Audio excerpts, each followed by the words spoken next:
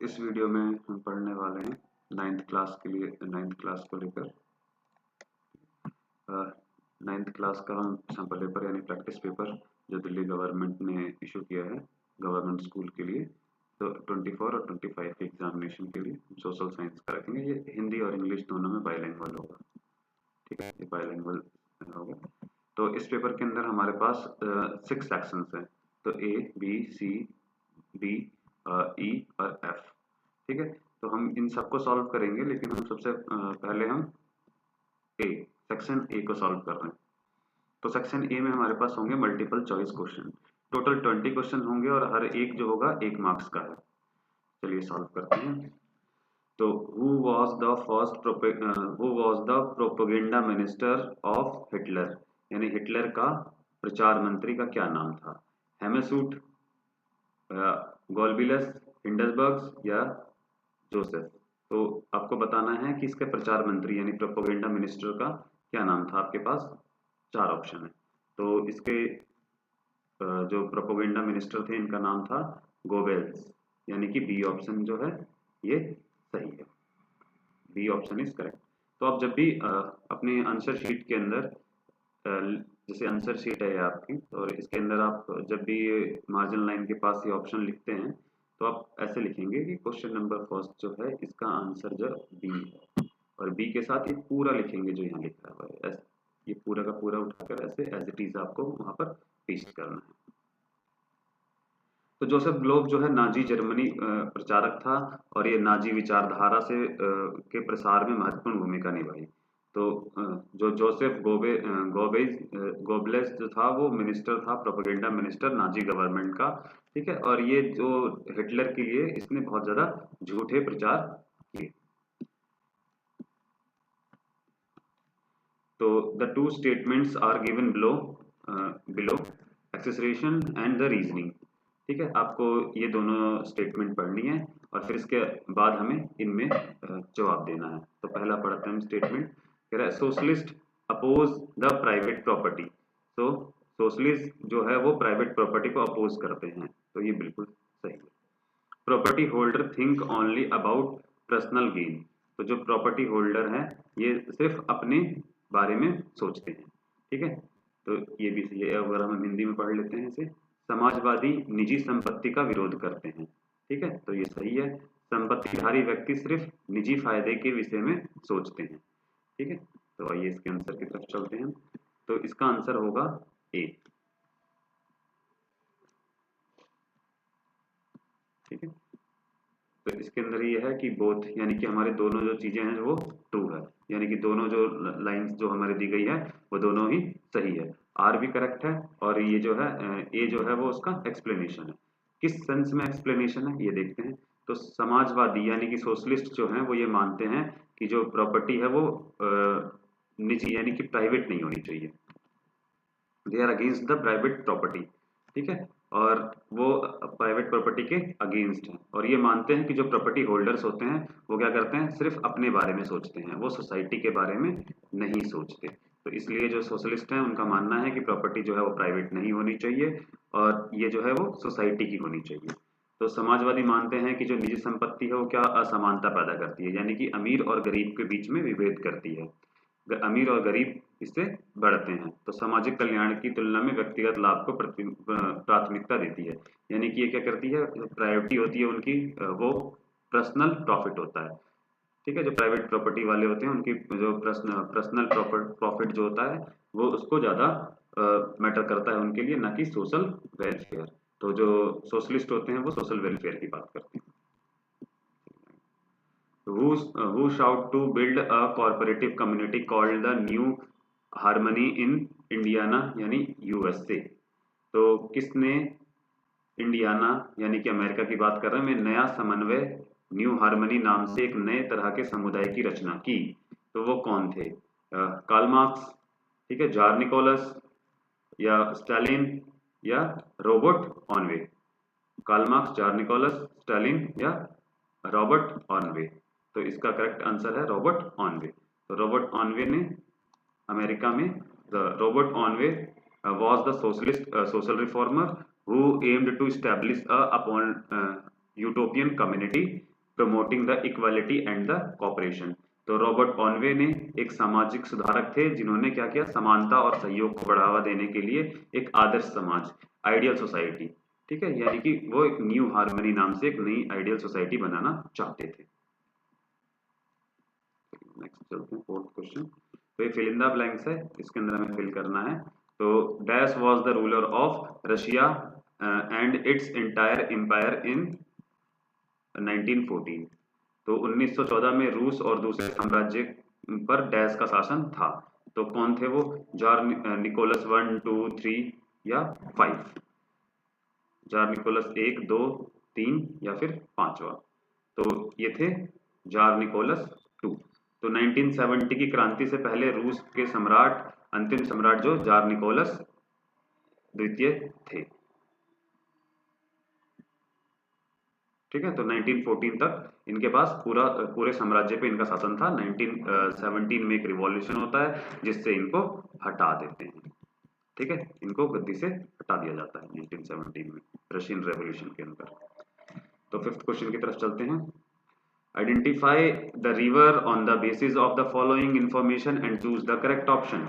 तो लेंथ जो है इसकी 2900 किलोमीटर है और ये मानसरोवर लेक से निकलती है, इसका ओरिजिन है, और ट्रिब्यूटरी इसकी है झांकर, नुरबा और सुयोक।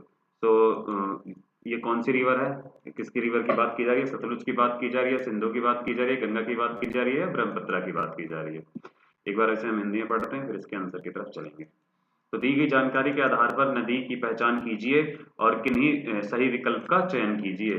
तो इसकी लंबाई जो है इस नदी की वह 2900 किलोमीटर और ये मानसरोवर झील से निकलती है। जास्कर, नुब्रा और श्योक इसकी सहायक नदियां हैं, ठीक है।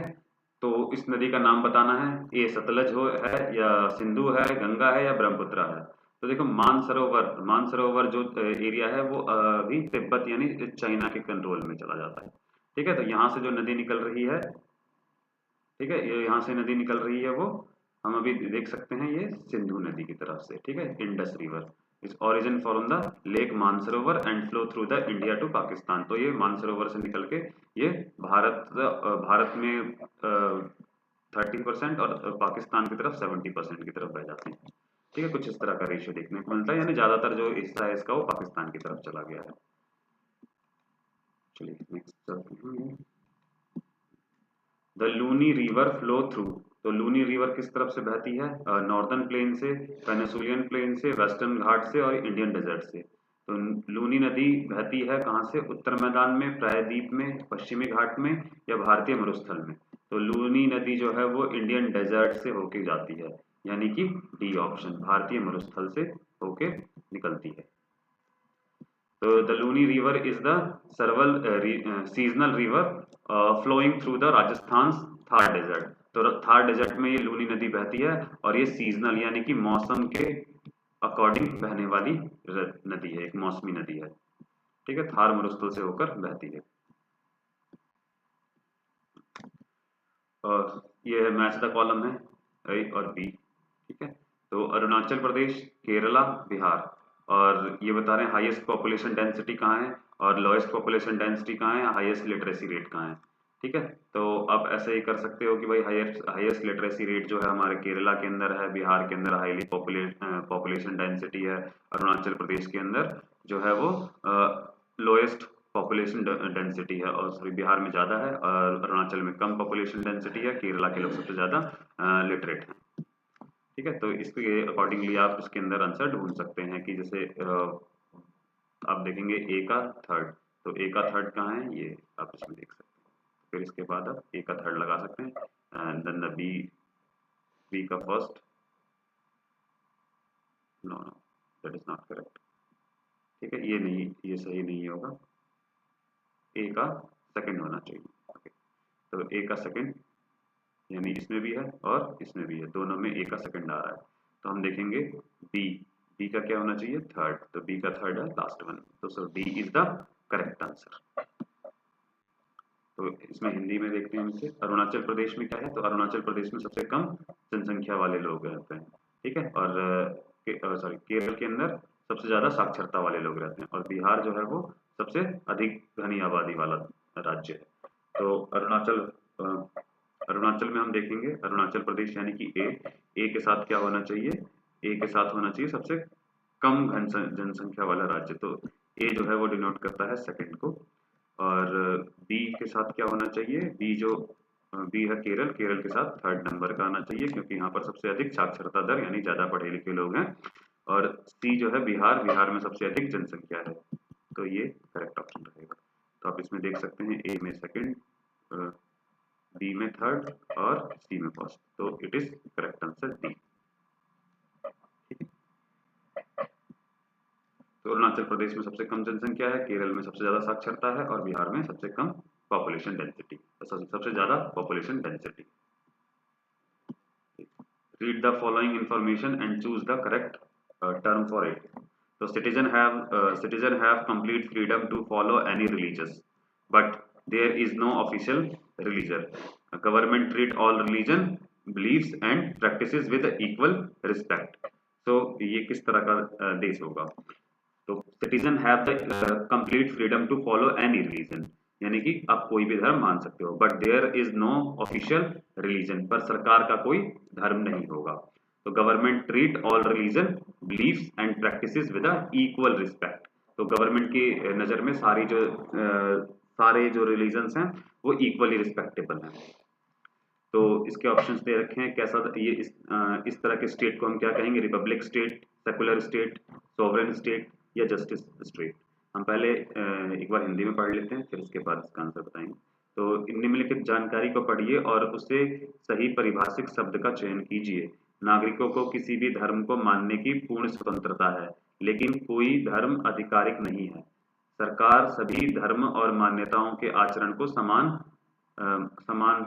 सम्मान देती है। अच्छा, मतलब सबको समान मानती है, इक्वल मानती है सबको। तो ये किस तरह का राज्य होता है? गणराज्य होता है, पंथ निरपेक्ष होता है, प्रभुत्व संपन्न होता है या फिर न्याय संपन्न होता है। ठीक है, तो ये होता है एक तरीके का पंथ निरपेक्ष यानी कि सेकुलर, तो जिसके अंदर हम सारे धर्मों को बराबर मानते हैं, तो वो उसे हम सेकुलर स्टेट कहते हैं। ठीक है, secularism ensure that the state treats all religions as equally without favoring any particular one. तो हम किसी एक धर्म को विशेष नहीं मानते, हम सभी धर्म को समान मानते हैं, इक्वल मानते हैं।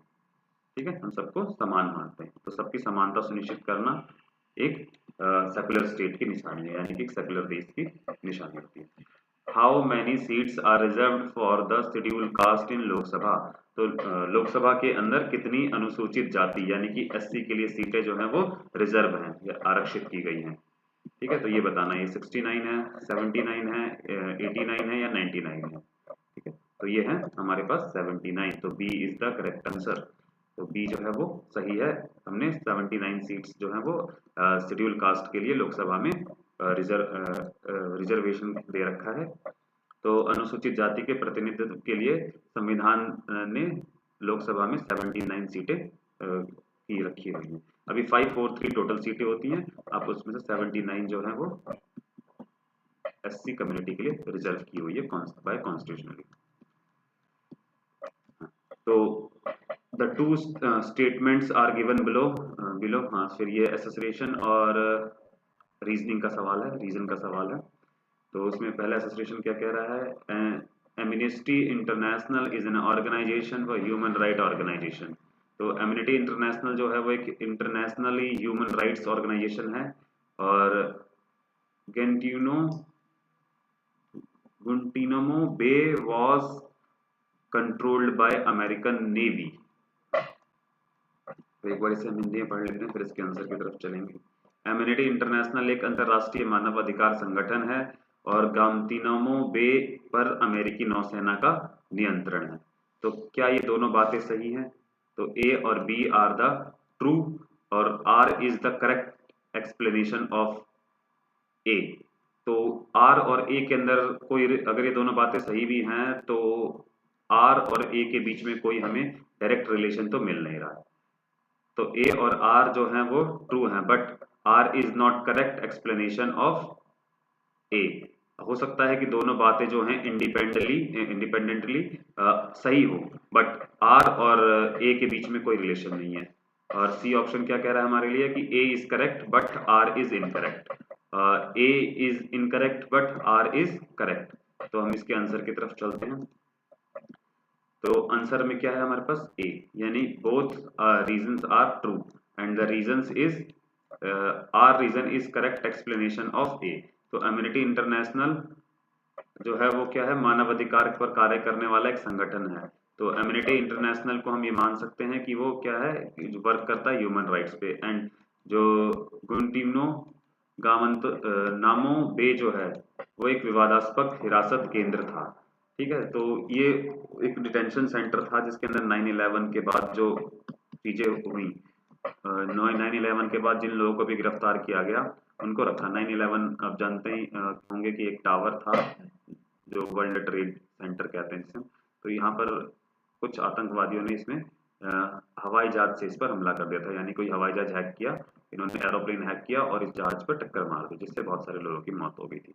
तो इसके इन्वेस्टिगेशन के बाद जो है ये वाला कैंप बनाया गया, गांतानामो बे कैंप। तो उसके अंदर वहां पर लोगों को पकड़ के उनसे पूछताछ की जाती थी, जिसमें मानवाधिकारों का यानी ह्यूमन राइट्स का वॉल्यूशन के आरोप अमेरिका पर लगते रहे। Which among the following arguments in the favor of democracy? तो इनमें से कौन सा आर्ग्यूमेंट है जो कि डेमोक्रेसी के फेवर में है? People feel themselves free equal in a democracy। ठीक है, तो ये डेमोक्रेसी के फेवर में हो सकता है। Democracy resolve the conflict in a behaviour better way than other. तो जो डेमोक्रेसी है वो अपने कॉन्फ्लिक्ट्स को रिजॉल्व करने के लिए एक बेटर अच्छा रास्ता अपनाती है। Democratic government is more accountable to the people. तो डेमोक्रेटिक गवर्नमेंट जो है वो अकाउंटेबल होती है, यानी कि जवाबदेह होती है अपने कामों को लेकर जनता के प्रति। तो ए सही है, और मतलब ए के अंदर सिर्फ एक सही है या दूसरा सही है, पहला सही है और तीसरा सही है, फर्स्ट सही है, सेकंड सही है और थर्ड मीन्स ऑल सही है। तो हिंदी में पढ़ते हैं, इसके बाद हम इसके आंसर की तरफ चलेंगे। लोकतंत्र में लोग खुद को स्वतंत्र और समान मानते हैं, बिल्कुल सही। लोकतंत्र व्यवस्थाएं दूसरों की तुलना में टकरावों को ज्यादा अच्छे से सुलझाती है, ये भी सही बात है। लोकतंत्र सरकारें लोगों के प्रति ज्यादा उत्तरदायी होती हैं, बिल्कुल अकाउंटेबल होती है। तो एक सही है, दो सही है, एक और तीन सही है, एक दो तीन सही है। तो इसमें हमें ऐसे ही पता चल जा रहा है कि तीनों ही सही है। तो डेमोक्रेटिक प्रमोट, तो इसका आंसर डी है। तो democratic promote the freedom and equality, resolve the conflict effectively and the ensure the government is accountable to the people.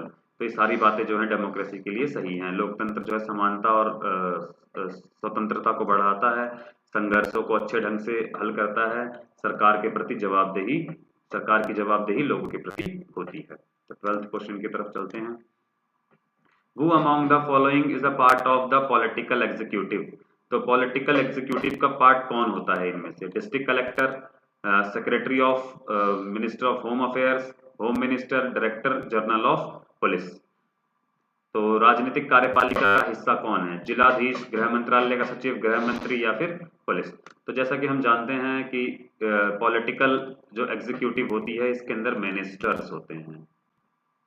ठीक है, जो मिनिस्टर्स होते हैं वो इसके पार्ट्स होते हैं। और जो एग्जीक्यूटिव होती है यानी जो परमानेंट एग्जीक्यूटिव होती है उसके अंदर ऑफिसर्स होते हैं हमारे। जो स्थायी कार्यपालिका होती है, तो स्थायी कार्यपालिका में कौन होते हैं हमारे? अफसर, यानी कि अधिकारी। और जो बाकी वाला हिस्सा रहता है जो पॉलिटिकल एग्जीक्यूटिव होती है इसमें गवर्नमेंट के मिनिस्टर्स होते हैं। ठीक है, जो गवर्नमेंट होती है और उसके मिनिस्टर ऑफ काउंसिल बनती है तो वो होती है। तो इसका सही आंसर होना चाहिए सी। तो सी इज द करेक्ट आंसर। तो home minister is a part of political executive and responsible for the implement government policy. तो गृह मंत्री होता है वो राज्य का राजनीतिक कार्यपालिका का हिस्सा होते हैं और वो सरकारी नीतियों को लागू कराने की जिम्मेदारी इन पर होती है। 13th क्वेश्चन की तरफ चलते हैं। तो which of these was the most silent underlying conflict in the market of demographic constitution in South Africa? तो between the South Africa and its neighborhood, तो हाँ एक बार फिर पढ़ते हैं इसे। which of these was the most silent underlying conflict in making to democratic constitution in South Africa? तो दक्षिण अफ्रीका का लोकतंत्र संविधान बनाने के लिए कौन सा टकराव सबसे महत्वपूर्ण था? तो between the south Africa and it's neighbour, तो साउथ अफ्रीका और उसके पड़ोसियों के बीच में टकराव हो रहा था क्या? नहीं, ये बात गलत है। तो बिटवीन द मैन और वुमेन, तो क्या महिला और पुरुष के बीच में लड़ाई का मामला था? बिल्कुल नहीं। गोरे sorry, between the white majority and the black majority, हाँ, तो गोरे अल्पसंख्यक और श्वेत बहुसंख्यक, हम इस पे दोबारा सोच सकते हैं। Between the coloured majority and the black minority, तो जो रंगीन चमड़ी वाले बहुसंख्यक और अश्वेत अल्पसंख्यक, तो अल्पसंख्यक अश्वेत अल्पसंख्यक कभी नहीं थे, ये बात गलत है। तो हमारा ऑप्शन जो है ये अश्वेत जो थे यानी कि ब्लैक जो थे वो हमेशा मेजोरिटी थे, ठीक है, they are always majority not minority, वो माइनॉरिटी नहीं थे कभी भी। तो इसका करेक्ट आंसर जो है वो सी है, ठीक है। तो अब साउथ अफ्रीका के बारे में पढ़ सकते हैं। तो साउथ अफ्रीका में क्या था कि जो ब्लैक पीपल थे, they are more in number, means they are in majority, वो मेजोरिटी में थे यानी कि वो ज्यादा थे, और जो व्हाइट थे वो माइनॉरिटी में थे, ठीक है, माइनॉरिटी में थे यानी कि कम थे, वो कम थे और ये ज्यादा थे। लेकिन फिर भी जो व्हाइट पीपल्स थे उन्होंने ब्लैक को अपना स्लेव बनाया हुआ था, ठीक है, यानी गुलाम बनाया हुआ था। ये लोग जो थे जो ज्यादातर ब्लैक थे, they are working for the white, और इवन आप देखेंगे कि तो इनके लिए अलग से स्कूल, अलग से रोड चलने की, तो इनको इक्वल राइट नहीं था, they are not equal for as per the white. तो वो बिल्कुल जैसे व्हाइट लोग रहते थे यानी जैसे गोरे लोग रहते थे, वैसे इन ब्लैक पीपल्स को रहने का राइट नहीं था। तो इसको लेकर ही आप नाम सुनते हैं नेल्सन मंडेला, नेल्सन मंडेला।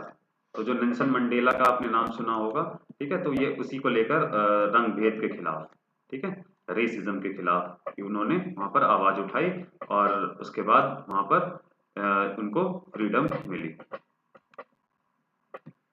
ठीक है। तो नेल्सन मंडेला को आप जानते हैं,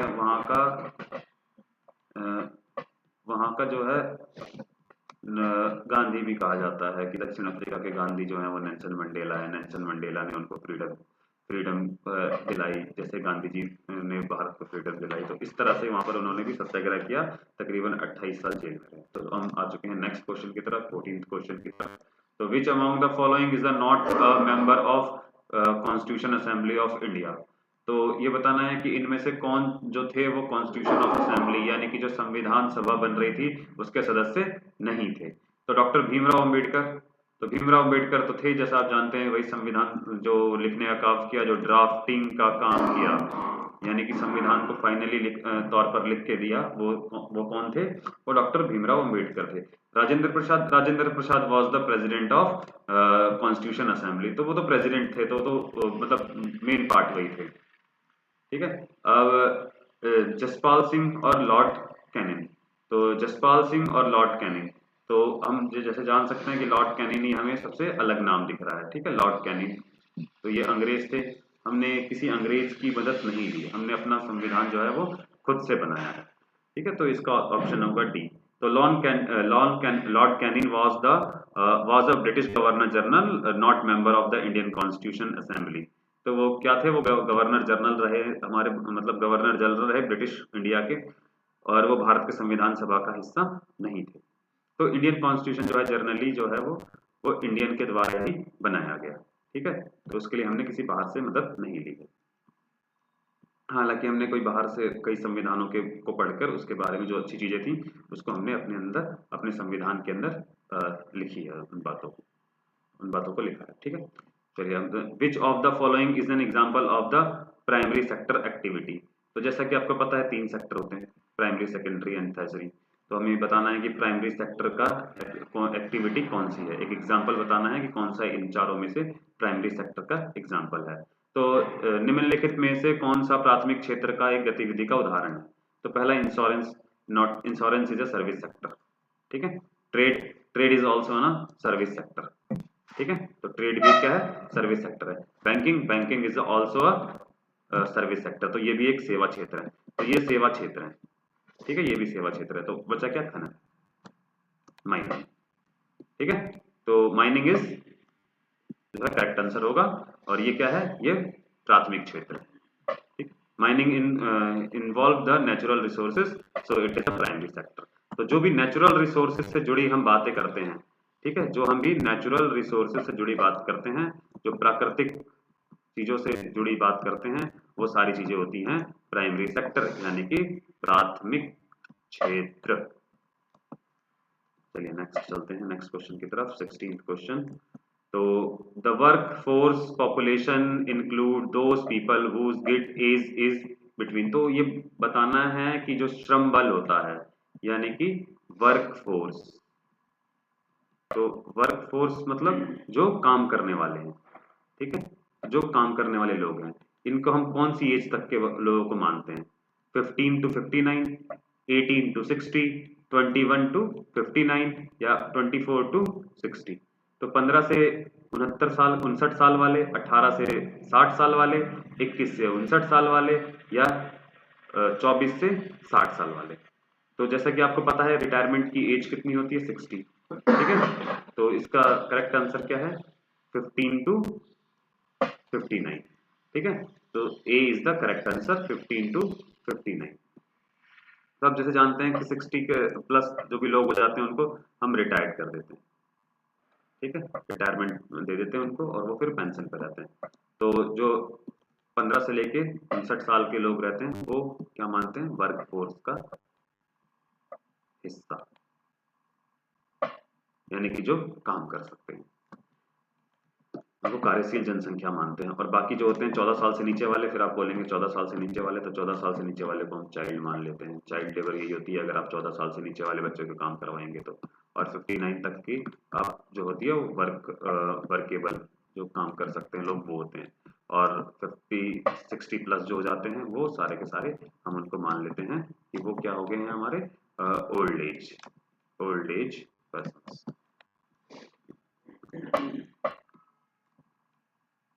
The two statements are given below, association and the reasoning. Read the statement and choose the correct options. तो फिर इसे एसोसिएशन और रीजनिंग का क्वेश्चन आ गया है। तो in India the accepted calorie requirement for above the poverty line is 24 calories पर person a day in a rural area, while it is 21 calorie person per day in a urban area. ठीक है, तो ये क्या बोल रहे हैं कि 24 कैलोरीज जो है पर डे चाहिए हमें रूरल एरिया में, वाइल जबकि हमें 2100 कैलोरी चाहिए, 100 calorie needs for the per person in a 1 day to urban area. ठीक है, तो सेकंड आर रीजन क्या कह रहा है, people living in a rural area do more physical work. तो जो रूरल एरिया में लोग रह रहे हैं they are doing more physical work. It is correct और नॉट, एक बार हम हिंदी में पढ़ लेते हैं, then we will decide to do so.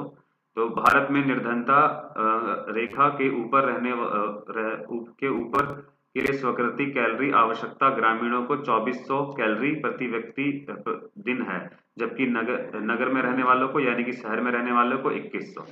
तो क्या ग्रामीण क्षेत्र में रहने वाले लोग अधिक शारीरिक कार्य करते हैं? तो हम ये मान सकते हैं कि they are doing more physical activity, जो कि आपके गांव वगैरह में रह रहे हैं। ठीक है, तो जो गांव वगैरह में रह रहे हैं वो ज़्यादा फिजिकल एक्टिविटी करते हैं, तो इसीलिए हम क्या देख सकते हैं कि भाई जो रूरल एरिया में रह रहे हैं उनको हमें ज़्यादा कैलोरी की ज़रूरत होती है। और जो शहर वगैरह में रह रहे हैं यहाँ पर हम देखते हैं सारी चीज़ें जो हमारे कंप्यूटर और मोबाइल पर हो जाती हैं, और ज़्यादातर लोग जो हैं वो सर्विस सेक्टर के अंदर होते हैं, जो शहर के अंदर होते हैं, तो they are not doing more physical work. तो आप देखिए हम लोग फिजिकल वर्क करने भी जिम जाते हैं, ठीक है, एक स्पेशल जगह पर जाते हैं, बट जब हम रूरल एरिया में देखते हैं तो वहाँ के लोग ज़्यादा वर्क कर रहे होते हैं। तो so A association is correct and the reasoning is also correct because the people living in rural area, यानी कि जो गांव में रह रहे हैं वो ज़्यादा फिजिकल एक्टिविटी, शारीरिक गतिविधि कर रहे हैं। बिल्कुल सही है। तो हम देख सकते हैं बोथ एसोसिएशन, यानी कि एसोसिएशन भी हमारा करेक्ट है and reasoning is also correct. और ये एक्सप्लेनेशन भी कर रहा है, जो रीजनिंग को एक्सप्लेन कर रहा है हमारा एसोसिएशन, यानी कि अगर हिंदी में हम देखें तो हमारा अभिकथन ए जो है वो भी सही है, और आर जो यानी रीजनिंग कारण जो है वो भी बिल्कुल सही है। दोनों ही हमारे सही पाए गए हैं कि हमें 2400 कैलोरी चाहिए होती है गांव वालों को और 2100 कैलोरी चाहिए होती है शहर वाले लोगों को। तो ये पहला हमारा सही है। और ये कह रहे हैं कि जो ग्रामीण क्षेत्र में रहने वाले लोग हैं वो अधिक शारीरिक कार्य करते हैं। तो बिल्कुल सही है कि जो ग्रामीण क्षेत्रों में लोग रहेंगे वहां पर अधिक शारीरिक कार्य करना पड़ता है, क्योंकि उनको पैदल भी बहुत ज्यादा चलना पड़ता है। शहरों में तो गाड़ियां मिल जाती हैं, ठीक है, easily metro, rail, bus services available होती हैं, बट ग्रामीण क्षेत्रों में ऐसा अवेलेबल नहीं होता, तो उनको शारीरिक कार्य अधिक करना पड़ता है। तो इसीलिए गांव वालों को 2400 कैलोरी और शहर वालों को 2100 कैलोरी, 2100 कैलोरीज की नीड होती है। 2400 फॉर द जो अर्बन पीपल, सॉरी जो रूरल पीपल होते हैं, जो गाँव में रहने वाले होते हैं उनके लिए, और 2100 जो शहर में रहने वाले होते हैं। तो सही है, और जो कारण है वो अभिकथन का सही व्याख्या करता है। तो A is the correct option, ठीक है। तो A is the correct option, ये दोनों सही हैं। और आर जो है, सॉरी ए जो है वो, आर जो है वो ए को सही से डिफाइन करता है। तो ग्रामीण निवासी आमतौर पर शारीरिक रूप से मेहनत करने वाले कार्य में लगे होते हैं, जिससे उन्हें ज्यादा कैलोरी की जरूरत होती है। नेक्स्ट क्वेश्चन की तरफ चलते हैं। तो by which organization is the poverty line associated in India? तो ये बताना है कि कौन सी ऑर्गेनाइजेशन है जो हमारे पॉवर्टी यानी गरीबी को नापती है, उसको असेस करती है। तो भारत में निर्धनता रेखा का आकलन करने के लिए किस संस्था को बनाया गया है, ठीक है। तो इसके अंदर है, पहला ऑप्शन है वर्ल्ड बैंक यानी कि विश्व बैंक, ठीक है। दूसरा है नेशनल सैंपल सर्वे ऑर्गेनाइजेशन, तो राष्ट्रीय प्रतिदर्श सर्वेक्षण संगठन, इसे हम NSSO भी कह सकते हैं, NSSO। तो रिजर्व बैंक ऑफ इंडिया और इलेक्शन कमीशन ऑफ इंडिया। तो इसे हम ना एलिमिनेशन मेथड से भी कर सकते हैं। एलिमिनेशन मेथड जैसे बैंक का काम तो गरीबी नापना नहीं होगा, reserve bank it is also a bank, तो इसका भी काम नहीं होगा। इलेक्शन कमीशन क्या करता है, इलेक्शन कमीशन का काम तो इलेक्शन कराने का है, तो ये भी नहीं होगा, ठीक है। तो विश्व बैंक बिल्कुल नहीं होगा, रिजर्व बैंक नहीं होगा, चुनाव आयोग का काम चुनाव कराने का है, तो बच गया क्या, NSSO, ठीक है। तो B is the correct answer, national sample survey organisation. तो NSSO collect the data from the various socio-economical indicator including poverty। तो NSSO क्या करता है कि भाई विभिन्न सामाजिक स्तर पर संकेतों जैसे गरीबी का डाटा एकत्रित करके सरकार को देता है, और फिर वो गरीबी का निर्धारण करते हैं। 19th question, which of the following is a food ensure affective category? तो लैंडलेस, ट्रेडिशनलेस, आर्टिशियन और रेग्युलेटी, निम्नलिखित में से कौन सा भूमि खाद्य सुरक्षा को प्रभावित करता है? भूमिहीन, पारंपरिक दस्तकार और निराश्रित। तो ये बताना है कि कौन जो है वो खाद्य असुरक्षा यानी कि खाने की कमी को दर्शाता है, यानी फूड इनसिक्योर कौन है, तो किसको चिंता होती है खाने की, ठीक है। तो कौन जो है फूड इनसिक्योर है, तो लैंडलेस, जिसके पास जमीन नहीं है वो क्या उगाए, कहाँ से वो खाना उगाएगा और कहाँ से खाएगा, ठीक है, ये वाली बात हो जाती है। तो ये करेक्ट है। ट्रेडिशनल, आर्टिशियन, तो जो ट्रेडिशनली जो आर्टिस्ट होते हैं उनके पास भी ये दिक्कत होती है। और डिस्ट्रीब्यूट यानी कि वो लोग जो किसी पर निराश्रित हैं, ठीक है, जिनके पास कोई चीज नहीं हो रहने के लिए। तो इसका आंसर डी हो जाएगा, all of these are the food insecure person. तो इनको फूड की जो होती है इनसिक्योरिटी होती है। तो landless labour, traditional artist and the destituted individual are the vulnerable of the food insecurity due to the lack of state income, because they have the not state income, उनके पास कोई fix income नहीं होती, तो इसीलिए उनके पास food insecurity बहुत ज्यादा ही होती है। तो they are unsecured by the food, क्योंकि उनको पता नहीं होता कि उनको खाना कहाँ से मिलने वाला है। भूमि मजदूर, पारंपरिक कारीगर, निराश्रित व्यक्ति खाद्य असुरक्षा के लिए संवेदनशील होते हैं, क्योंकि उनकी आय जो है वो स्थिर नहीं होती, they have not fix income. तो वो लोग अपनी जो रोटी है उसको नहीं खा, अपनी जो खाना है उसको नहीं अफोर्ड कर पाते, ठीक है। तो ये था 19th। हम 20th क्वेश्चन की तरफ चलते हैं, जो कि इसका लास्ट क्वेश्चन होगा इस सेक्शन का। Which is the largest group of Annapurna योजना?